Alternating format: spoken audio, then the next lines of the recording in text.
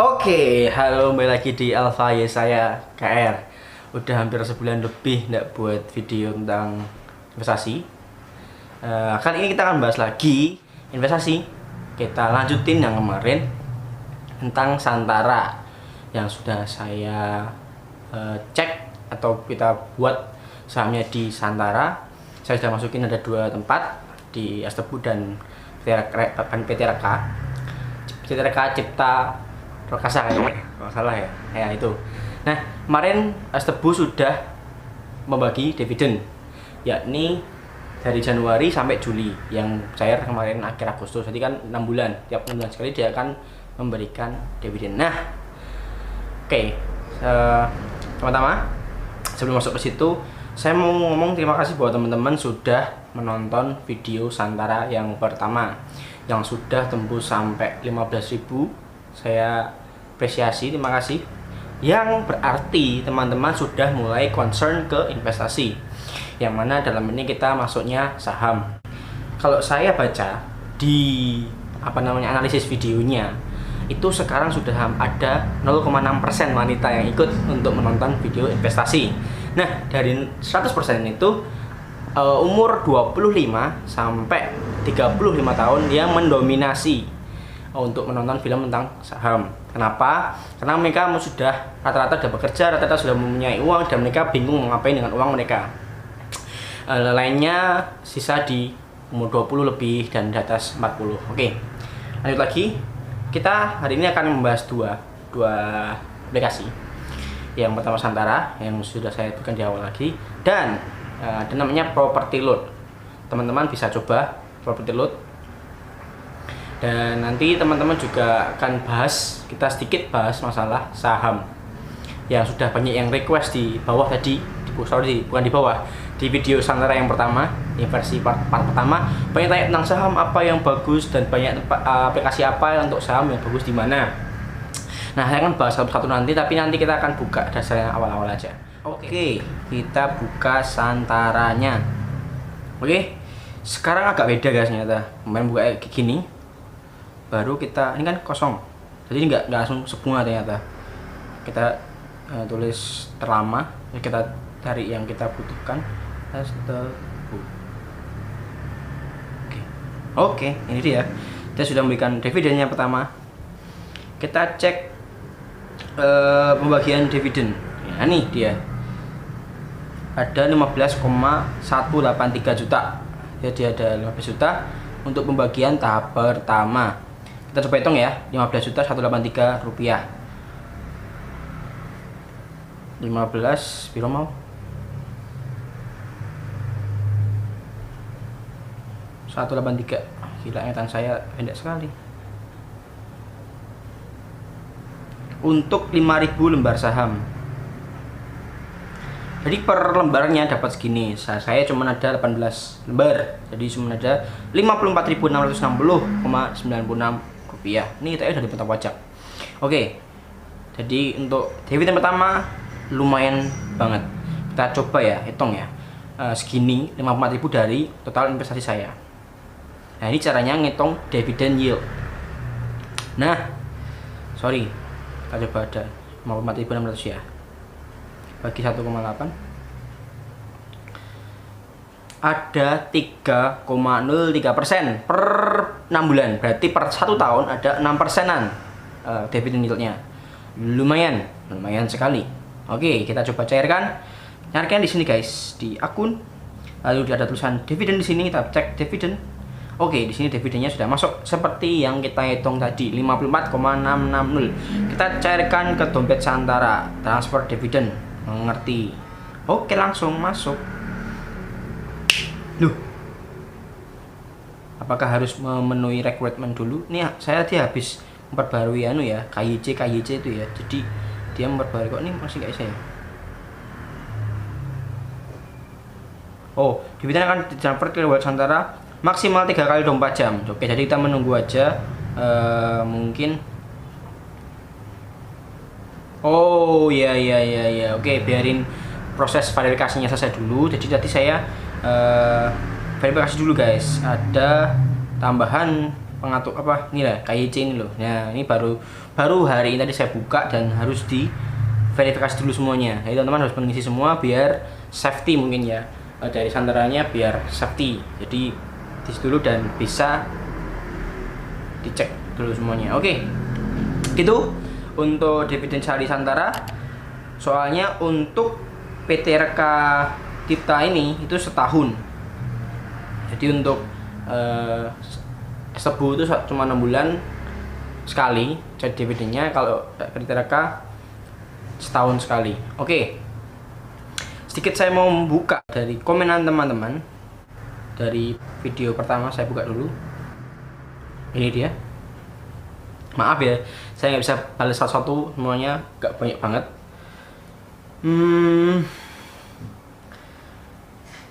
Bang biasanya modal minimal dari berapa? Itu udah dari Santara, kita bisa cek di situ.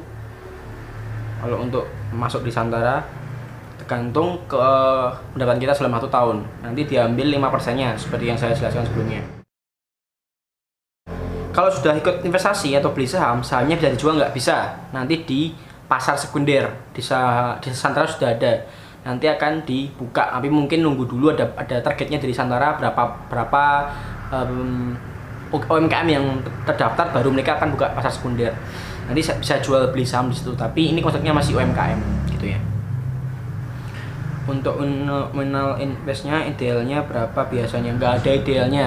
Kita punya target masing-masing, monggo mau berapa. Itu kalau udah nanam modal, biasanya dicairkan kapan ya keuntungannya? Cairkannya tadi saya udah bilang, kalau yang Santara saya 6 bulan sekali, kalau yang mereka itu 1 tahun sekali. Itu bisa dilihat di prospekturnya, teman-teman, bisa baca di situ. Oke, mungkin itu yang lain mungkin bisa saya bahas di selanjutnya. Oke, saya akan bahas masalah saham blue chip ya. Jadi ini saham baru, bukan baru, sorry, aplikasi baru. Kita buka ya. Aplikasinya terserah, teman-teman juga banyak. Tapi sini saya pakainya Stockbit. Oke, Stockbit ini bekerja sama dengan Sinarmas Sekuritas. Jadi teman-teman mau naham saham di mana terserah, mau di Mirai Asset, mau di BNI Sekuritas, BECA Sekuritas, sekuritas manapun oke. Jadi tidak masalah. Jadi saya cuma pakai ini karena saya pakainya ini.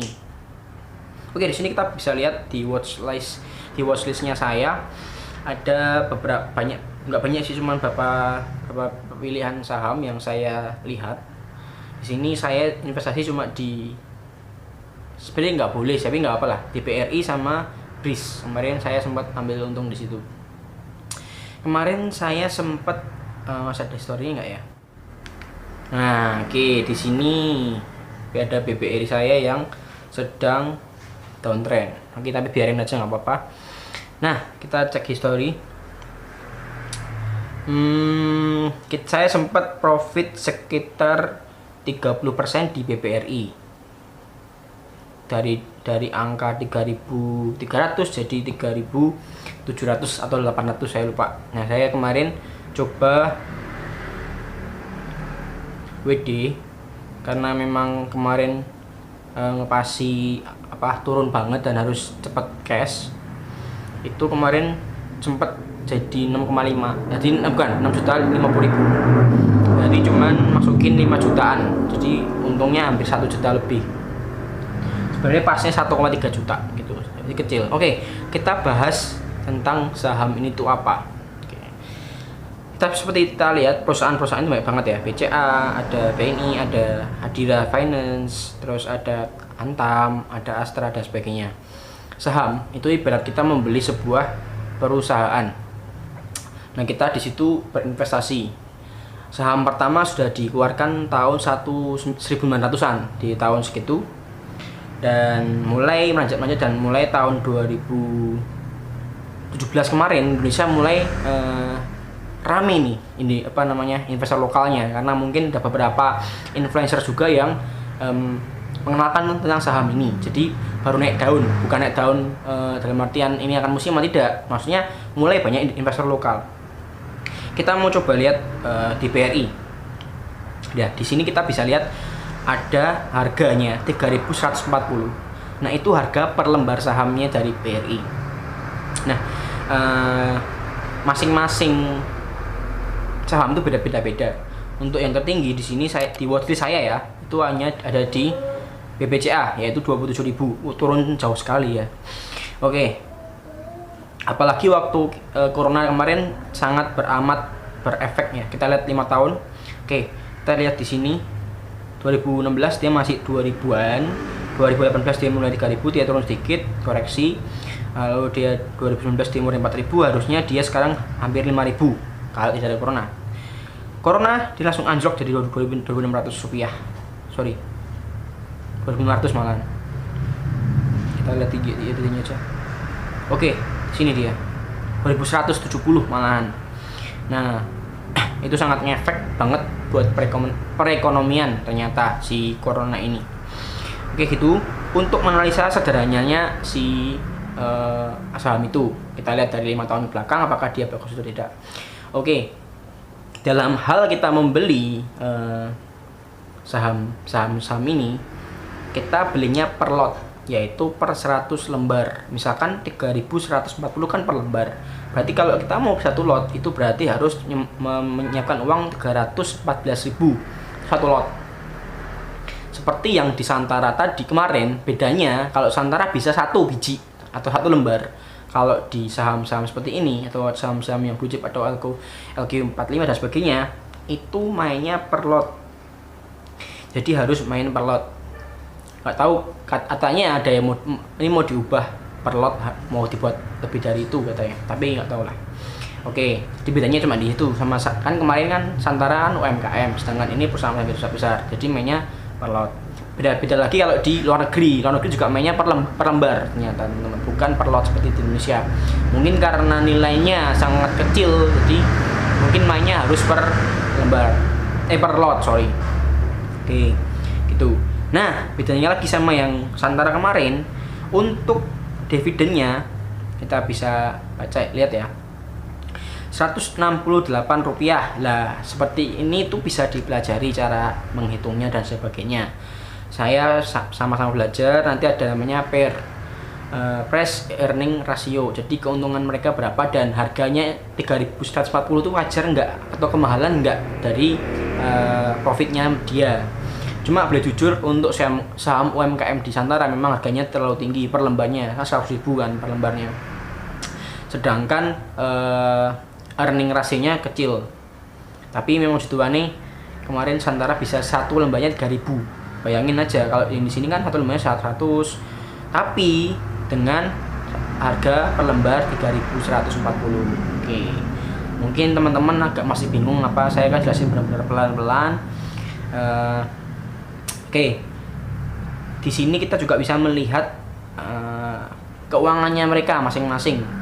Di sini masih ada kan tadi saya jelaskan, ada PE ratio dan sebagainya. Buat teman-teman yang awam, itu pertama kita cek dulu market cap-nya dulu.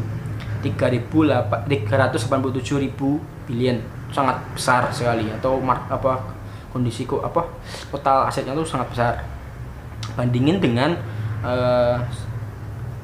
Sritek ya, coba ini adalah Sritek, salah satu industri garment terbesar di Asia Tenggara kalau nggak salah. Dia cuma 4.070 billion, jadi presentasinya jauh banget ya. Lanjut, setelah itu kita bisa juga melihat dengan utangnya si perusahaan yang kita masukin itu. Jadi kayak di sini debt ya, debtnya mana ya? Nah ini dia, cashnya 2.200 billion, total asetnya 23.600 billion, liability atau barang yang liquid misalnya 14.000, short term debt atau utang yang jangka pendek itu 3.400, dan long term debt atau utang jangka panjang 10.000. Jadi digabungin ya, 10.000 sama 3.000, 14.000 total utangnya. Jadi total kekayaan bersihnya 9.125 billion. Oke. hal-hal semacam itu kita bisa pelajari di saham ini. Saya juga belajar dan saya akan coba untuk lebih dalam lagi belajar dan akan menjelaskan lebih detail lagi ya untuk saham ini. Untuk sementara itu dulu, jadi teman-teman bisa download dulu aplikasinya masing-masing, jadi nggak harus Stockbit, bisa materi. Kalau teman-teman saham makanya RTI Business itu lebih detail lagi untuk penjelasan setiap perusahaannya. Jadi bisa teman-teman download dulu untuk aplikasinya dan bisa baca-baca dulu aja sambil saya akan mendalami dan akan menjelaskan teman-teman biar lebih detail dan benar. Jadi jangan sampai saya juga salah share ilmunya. Oke, tadi satu lagi saya akan nge-share masalah properti loan. Kita buka ya, properti loan. Ini adalah properti tapi online gitu. Simbolnya seperti itu. Ya ampun, tangan saya pas basah. Oke lah, manual. Oh ya, di sini keuntungan gila 13.000 guys. Jadi sekitar berapa persen ini? Ya ada sekitar 10% ya, dari ya 10% ya, bukan nggak nyampe ding. 500.000 ya 5% ya. 50.000 bagi lipat sekarang ya 3% sih, 3%-an sih totalnya sih. Karena ada yang semua untung. Jadi segitu untungnya. Jadi total kekayaan 480.000 dapat 13.000. Totalnya ada 12% keuntungannya. Oke. Pelan-pelan seperti Santara sebenarnya teman-teman. Jadi ini ada 1, 2, 3, 4, baru ada 4. Waktu saya masuk pertama kali cuma ada 2. Nah, di situ kita bisa investasi di properti. Jadi mereka punya properti. Jadi kita gabungkan uang untuk membeli atau memiliki hak miliknya itu. Nah, itu harga kita ini pakainya token bukan per lembar. Tokennya satu piecesnya 10.500, ada yang 9.450. Nah, investasi saya dikit banget ya, 490.000. Karena baru nyoba dulu. Takut kalau ada apa-apa, kan dulu awal nyoba kan biasanya gitu. Saya beli untuk yang ini ya, ke bawah nih ya. Saya beli 7.205 per tokennya. Saya beli ada 4 token, jadi saya untung 940. Untuk yang lain sama juga seperti itu. Nah, ini lebih enaknya kita masuk ke aplikasinya langsung, ke timnya langsung. Nah, di sini kita bisa lihat penawaran perdana, kapitalisasi pasar atau harga pasar untuk harga rumah itu, segala rata-ratanya, NJOP-nya, dan riwayat performanya. Nah, di sini sudah bagi hasil semuanya dan lumayan banget sebenarnya. Kemarin terakhir mereka kirim dividen dan mereka semuanya aktif dividen benar-benar dari uang sewa. Jadi kan ada orang yang nyewa juga. Kita cek properti load ya. Oke, nih. Yang terakhir 16 September kemarin, 4 hari yang lalu. 7 hari yang lalu, sorry. Ini adalah GLSS LR Jakarta. Ya, dapat token Rp49 per tokennya. Sedangkan saya punya 27 token, jadi dapat apa ini? Rp1.323. Lumayan ya. Kita nggak apa-apa di petuang itu lumayan banget loh. Oke. Itu salah satunya dan masih banyak nih pembagian yang lain dan otomatis sudah masuk di sini dan sudah diakumulasikan langsung dari pihak sananya untuk dimasukkan lagi. Nah, seperti ini. Di sini sangat mudah karena awalnya memang belum ada watermark kayak gini untuk yang meliput atau mendukung. Jadi ini sekedar meliput atau gimana ya? Soal diliput oleh OJK, medium dan sebagainya. Ini meliput atau mengokekan atau segalanya melegalitas atau gimana nya? Saya kurang tahu. Nah, di sini nanti saya akan lebih detail lagi. Ini hanya pengenalan saja buat teman-teman untuk property load. Semoga bisa menjawab beberapa teman-teman yang masih bingung atau bertanya-tanya tentang saham. Tapi saya apresiasi teman-teman sudah menonton video dan banyak pertanyaan, yaitu berarti teman-teman tuh antusias.